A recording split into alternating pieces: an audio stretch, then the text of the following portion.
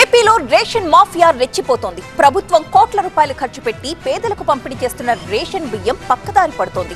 రాష్ట్రాలే కాదు, దేశాలు కూడా దాటించేస్తోంది. దీంతో రేషన్ మాఫియాపై కూటమి ప్రభుత్వం ఫోకస్ పెట్టింది. కాకినాడ పోర్టులో సీజ్ ది షిప్ వ్యవహారంతో పకడ్బందీగా ముందుకు వెళుతోంది.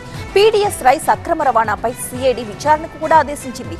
అయితే ఇదంతా ఓకే, అసలు ఈ రేషన్ రైస్ లేకపోతే పరేషాన్ అయిపోతోందెవరు? రేషన్ అంత ఈజీగా ఎలా పక్కదారి పడుతోంది? అక్రమార్కుల ఎత్తులేంటి? తెల్లగా ఉండే బియ్యం ఇప్పుడు నల్లబజార్ని షేక్ చేస్తుంది. ప్రభుత్వం వందల కోట్ల రూపాయలు ఖర్చు పెట్టి పేద ప్రజల కడుపు నింపేందుకు బియ్యం పంపిణీ చేస్తుంటే అవి విదేశాలకు రెక్కల కట్టుకుని ఎగిరిపోతున్నాయి. కార్డుదాడు నుంచి కాకినాడ పోర్టు వరకు అక్రమంగా సాగుతున్నటువంటి రవాణా వెనకున్నటువంటి వాస్తవాలేంటి ఈ స్టోరీలో చూద్దాం.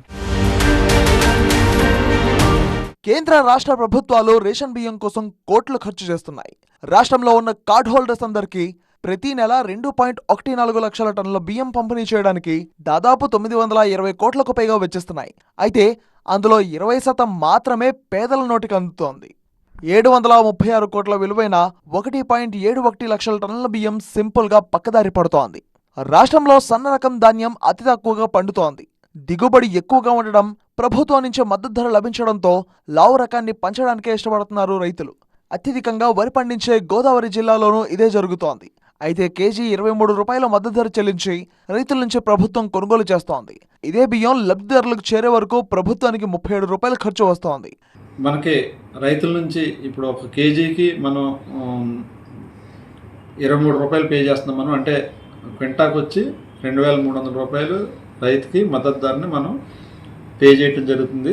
అదేవిధంగా ప్రభుత్వం అయితే బియ్యం ఇచ్చేటప్పుడు దరిదాపు 37 రూపాయలు అంటే 36 రూపాయలు 90 పైసలని ఖర్చు ప్రభుత్వం ప్రతి ఒక్క కార్డుదారికి ఒక కేజీకి ఖర్చు పెట్టడం జరుగుతుంది. రేషన్ దుకాణాల ద్వారా లబ్ధిదారులకు చేరిన బియ్యం 80% పక్కదారి పడుతోంది. నిరుపేదలు సహా మిగతా వారంతా దళారులకు అమ్మేస్తున్నారు. కిలో 9 నుంచి 11 రూపాయలకు కొని దాదాపు 30 రూపాయల వరకు అమ్మేస్తున్నారు. మరికొంతమంది లార్జ్ స్కేల్లో కొనుగోలు చేసి గోడౌన్లో నిల్వ చేస్తున్నారు. ఆ తర్వాత లారీల్లో పక్క రాష్ట్రాలకు తరలించి సొమ్ము చేసుకుంటున్నారు. మరికొన్ని ప్రాంతాల్లో కార్డుదారులందరికీ పంపిణీ చేయకముందే బియ్యాన్ని నల్లబజారుకు తరలించేస్తున్నారు.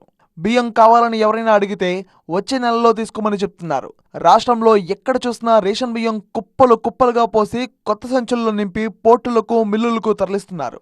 రేషన్ అక్రమ రవాణాపై నిత్యం తనిఖీలు జరుగుతూనే ఉన్నాయి. కేసులు నమోదవుతూనే ఉన్నాయి. అయినప్పటికీ రేషన్ బియ్యం తరలి వెళ్తూనే ఉంది. చెక్పోస్టులు లేవా? ఆ చెక్పోస్టుల దగ్గర తనిఖీలు జరగట్లేదా అంటే జరుగుతూనే ఉన్నాయి. దొరికిన వారిపై కఠినంగా కేసులు నమోదవుతున్నాయి అంటున్నారు పోలీసులు. జనరల్గా పీడీఎస్ రైస్ కానీ ఎసెన్షియల్ కమోడిటీస్ కానీ సంబంధించి ఎసెన్షియల్ కమోడిటీ యాక్ట్ 1955 యాక్ట్ ఉంది, సెంట్రల్ గవర్నమెంట్ యాక్ట్ ఉంది. అట్లా పెట్టినప్పుడు వాటి యొక్క ఇల్లీగల్ ట్రాన్స్పోర్టేషన్ కానీ స్టాక్ పెట్టుకోవడం అనేది చట్టపరిధిలో నేరం కింద వస్తుంది. దానికి సంబంధించి విజిలెన్స్ డిపార్ట్మెంట్ కానీ అదర్ డిపార్ట్మెంట్స్తో పాటు పోలీసు కూడా, లా అండ్ ఆర్డర్ పోలీసు కూడాను దాడులు చేసి కేసులు కట్టడం జరుగుతుంది. ఇల్లీగల్ స్టాక్ పెట్టుకున్నా లేక ట్రాన్స్పోర్ట్ చేసుకున్నా వాటిపైన డైరెక్ట్గా లా అండ్ ఆర్డర్ పోలీసు వాళ్ళు ఏమైనా రైడ్ చేస్తే వాటిని పట్టుకొని సీజ్ చేయడం జరుగుతుంది. మొత్తంగా 4 సభ్యులున్న కుటుంబానికి నెలకి 20 కిలోలు చొప్పున రేషన్ బియ్యం ఇవ్వడం ద్వారా ప్రభుత్వం ఏడాదికి 10,320 రూపాయలు ఖర్చు చేస్తోంది. 5 ఏళ్లలో 50,000కు పైగా అవుతుంది. ఆ బియ్యాన్ని కార్డుదారులు కిలో 9 నుంచి 11 రూపాయల చొప్పున అమ్మడం ద్వారా 5 ఏళ్లలో 13,200 మాత్రమే వస్తోంది.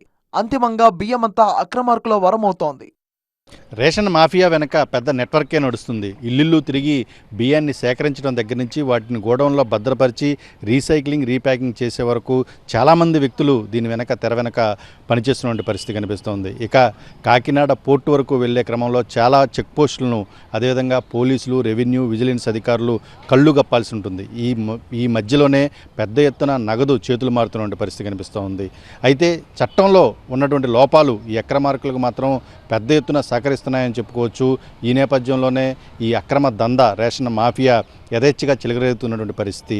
దీనిపైన ఇప్పుడు ప్రభుత్వం సీరియస్గా స్పందించిన నేపథ్యంలో మాఫియాకు కట్టడి పడుతుందా లేదనేది కాలమే నిర్ణయించాలి. కెమెరా పర్సన్ దుర్గాతో రవి, టీవీ 9 ఏలూరు నుంచి.